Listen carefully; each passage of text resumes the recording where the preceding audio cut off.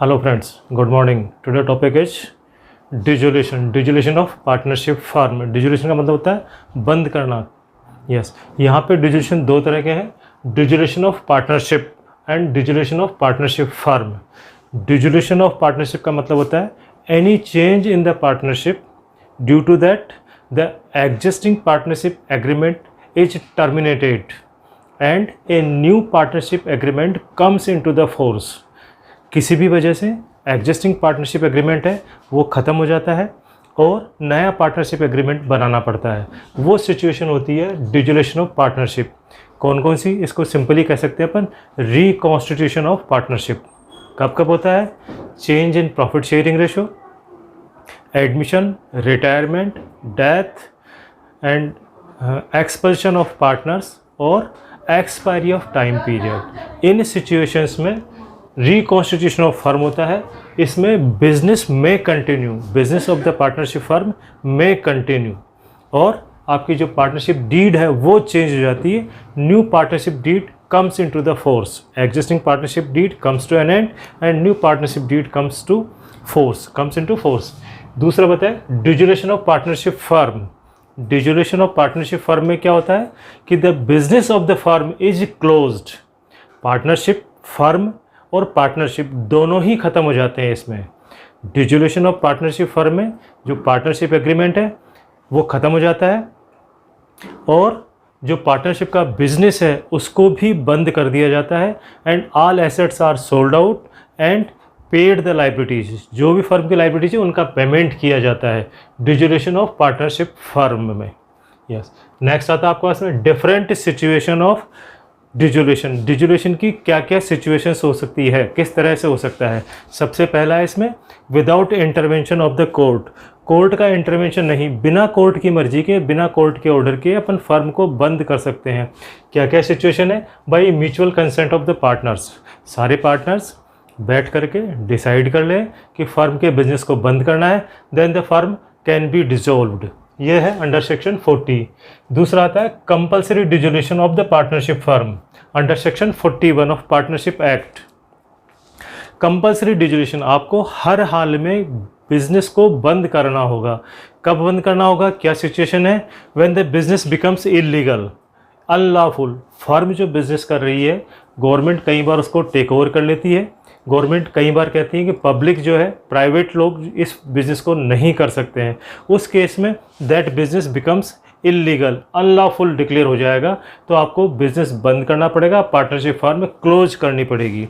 Second situation है all partners और except one declare insolvent. All partners, जितने भी पार्टनर हैं सबके सब इंसॉल्वेंट डिक्लेयर हो जाए कोर्ट से, या एक को छोड़ करके बाकी के सब इंसॉल्वेंट हो जाए. उस केस में भी आपको पार्टनरशिप फर्म को बंद करना होगा. क्यों? कि पार्टनर्स की लाइबिलिटी डिसाइड करनी होती है.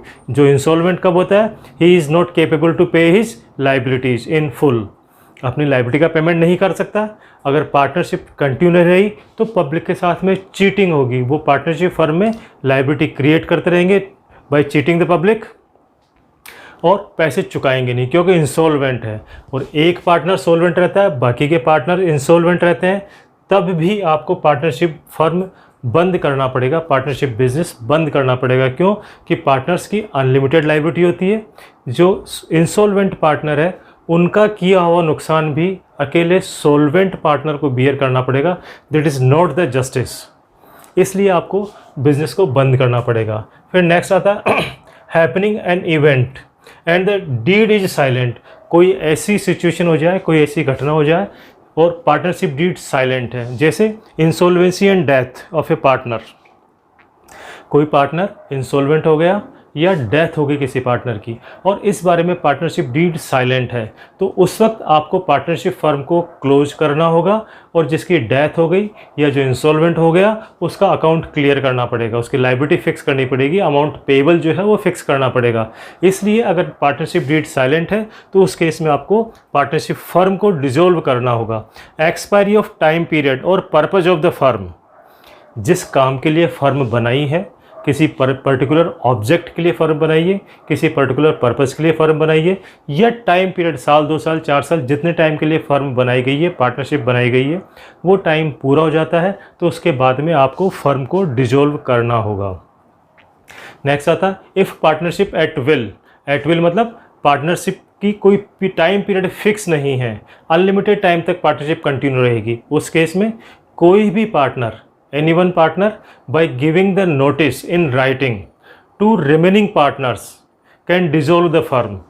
कोई भी पार्टनर बचे हुए पार्टनर्स को राइटिंग में नोटिस दे करके फर्म को डिसॉल्व कर सकता है, फर्म को डिसॉल्व करने के लिए कह सकता है। उस केस में भी पार्टनरशिप फर्म का डिसोल्यूशन होगा। This is given under section 43। Yes, next situation आती है by the order of court. Court के ऑर्डर से कब आपको फर्म का बिजनेस बंद करना होगा। कोर्ट अपने आप कोई ऑर्डर नहीं देती है, कोर्ट में कोई भी पार्टनर अप्लाई कर सकता है। वो अप्लाई किन किन सिचुएशन में करेगा वो अपन यहाँ मेंशन करेंगे। कोर्ट जो है किसी भी एक पार्टनर के अप्लाई करने पर कोर्ट ऑर्डर दे सकती है फर्म का बिजनेस बंद किया जाए। ये कौन कौन सी सिचुएशन होगी। When unsound mind, any one partner और more than one partner becomes unsound mind. जो अनसाउंड माइंड होता है he is not capable to enter into any contract, और उसको ये पता नहीं होता है कि मेरा फ़ायदा किस में है, मेरा नुकसान किस में है। उस सिचुएशन में उसके द्वारा जो भी काम किए जाएंगे वो अनलॉफुल हो जाएंगे। इसलिए कोई भी पार्टनर कोर्ट में अप्लाई कर सकता है कि such and such partners becomes unsound mind. Unsound mind तो उसके जो अकाउंट क्लियर करने के लिए, उसकी लायबिलिटी फिक्स करने के लिए, अमाउंट पेबल फिक्स करने के लिए फर्म का डिसोल्यूशन के लिए अप्लाई कर सकता है। परमानेंट इनकैपेबिलिटी और perform duty as a partner. Yes, कोई भी पार्टनर परमानेंटली डिसेबल हो जाता है पार्टनर बने रहने के लिए। जो पार्टनर बनने के लिए जो कैपेबिलिटी चाहिए उससे वो डिसक्वालीफाई हो जाता है, परमानेंटली इनकेपेबल हो जाता है, वो काम नहीं कर सकता पार्टनर एज ए पार्टनर। कुछ उसमें ऐसी डिसक्वालिफिकेशंस क्रिएट हो जाती हैं, तो भी कोर्ट ये ऑर्डर कर सकता है किसी पार्टनर के अप्लाई करने पर कि पार्टनरशिप बिजनेस को बंद किया जाए। Guilty of misconduct that may harm to the business. किसी पार्टनर का बिहेवियर ऐसा हो, उसका व्यवहार ऐसा हो कि जिससे बदनामी हो रही हो, मिसकंडक्ट कर रहा हो, दुर्व्यवहार कर रहा हो, जिससे फर्म की बदनामी हो रही हो और उससे फर्म के बिजनेस को नुकसान हो रहा है, तो उस केस में कोई भी पार्टनर कोर्ट में अप्लाई कर सकता है कि such and such partner acting doing misconduct that may harm to the firm. Wilful and regular breach of conditions of agreement.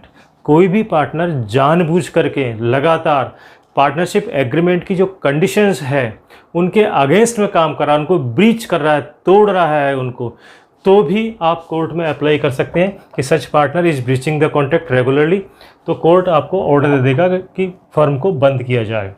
Transfer of his share in firm to third party. कोई भी partner अपना share in full और part किसी तीसरे का आदमी को transfer कर देता है तो कोर्ट उस फर्म को ऑर्डर दे देगी कि बिज़नेस को बंद किया जाए। क्यों? कि कोई भी पार्टनर अपना शेयर इन फुल और पार्ट किसी तीसरे पर्सन को ट्रांसफ़र कर देता है तो वो फर्म का पार्टनर बन जाता है।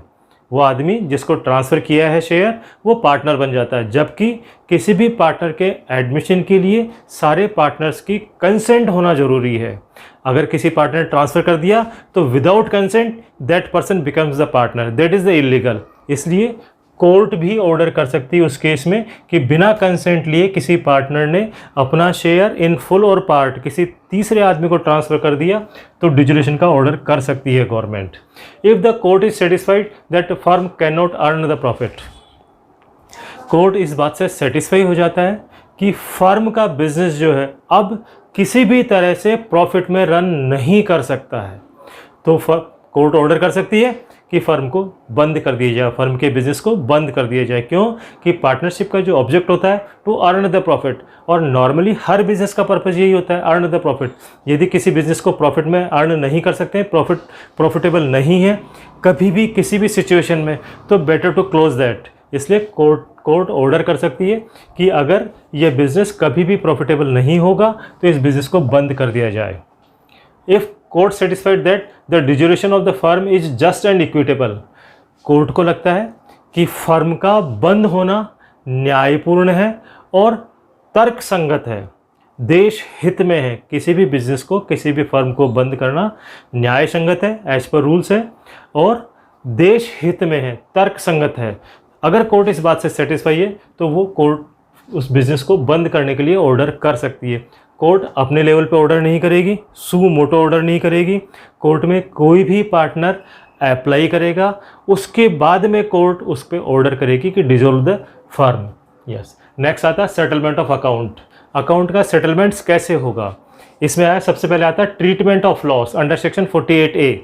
फर्म में नॉर्मली जब फर्म बंद करते हैं तो नॉर्मली एक रीजन होता है कि फर्म में लॉस हो रहा है, प्रॉफिटेबल नहीं है बिजनेस। तो सबसे पहले लॉस को जो कंपनसेट करेंगे वो करेंगे अक्मुलेटेड प्रॉफिट, पुराने प्रॉफिट्स जो हैं उनसे उस लॉस की भरपाई करेंगे। उसके बाद भी अगर लॉस रहता है तो पार्टनर्स की कैपिटल अकाउंट से सेट ऑफ करेंगे।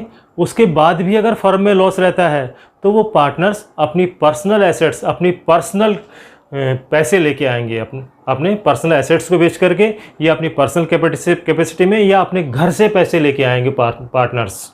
तो जब कभी लॉस होगा तो सबसे पहले प्रॉफिट में से सेट ऑफ किया जाएगा, उसके बाद में पार्टनर्स की कैपिटल में से सेट ऑफ किया जाएगा, और उसके बाद में अगर फिर भी लॉस कंपनसेट नहीं होता है, लॉस फुलफिल नहीं होता है, तो पार्टनर्स एडिशनल पैसे लेके आएंगे अपनी पर्सनल एसेट्स से, अपनी पर्सनल इनकम से, अपनी पर्सनल एसेट्स से एक्स्ट्रा पैसे लेके आएंगे to compensate the loss.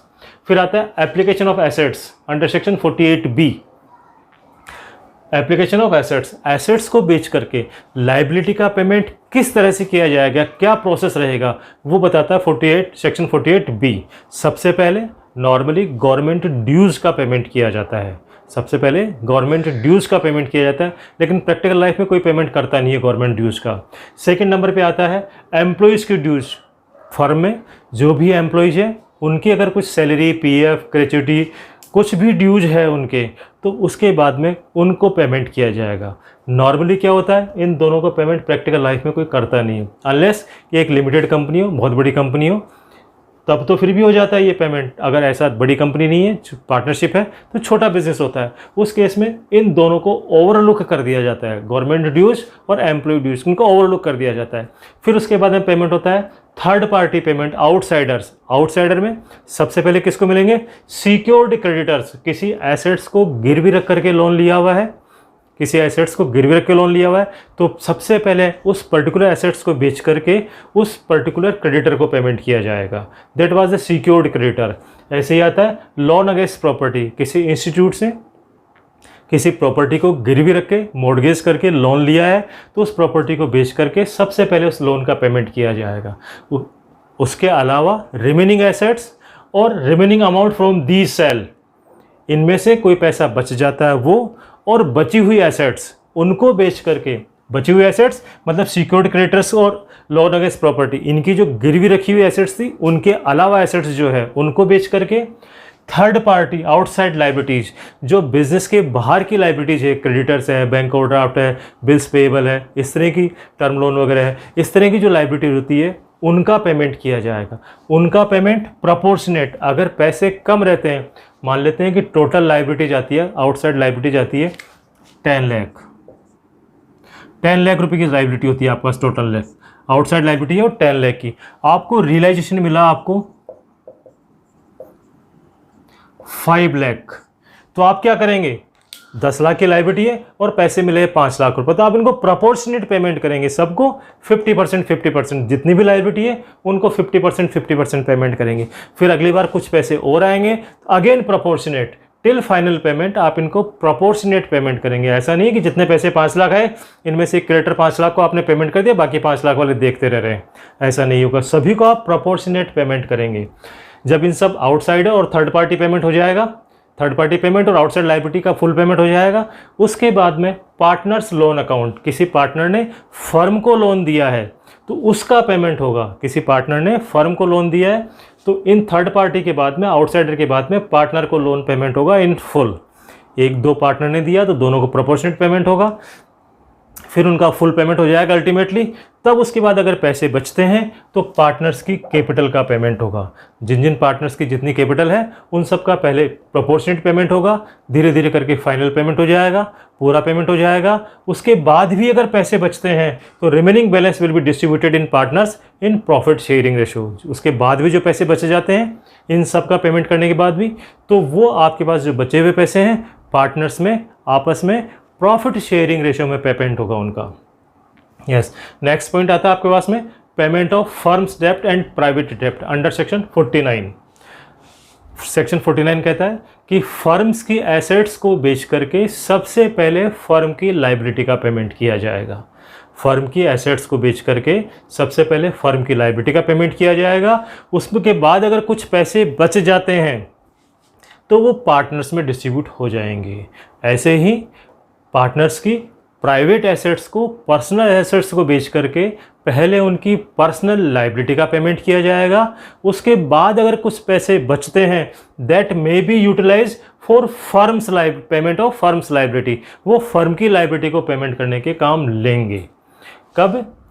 Payment of firms डेप्ट, पहले फर्म की एसेट्स को बेच करके फर्म की लायबिलिटी का पेमेंट करेंगे। पैसे कम पड़ जाते हैं तो पार्टनर्स पर्सनल एसेट से पैसे लाएंगे। पैसे बच जाते हैं तो पार्टनर्स में डिस्ट्रीब्यूट हो जाएंगे प्रॉफिट शेयरिंग रेशो में। प्राइवेट डेप्ट को प्राइवेट एसेट्स बेच करके हर पार्टनर अपनी प्राइवेट एसेट्स बेच करके प्राइवेट लायबिलिटी का पेमेंट करेगा। उसके बाद अगर उसकी पर्सनल एसेट्स में से कुछ पैसे बचे जाते हैं that will be utilized for payment of firms डेप्ट, फर्म के डेप्ट को पेमेंट करने के काम आ सकते हैं। इस तरह से आपके पास में अकाउंटिंग ट्रीटमेंट होगा। Yes, thank you. तो दोस्तों ये वीडियो आपको कैसा लगा कमेंट करें, अच्छा लगा सब्सक्राइब करें, लाइक करें और अपने दोस्तों के साथ शेयर करके उन पर हेल्प करें।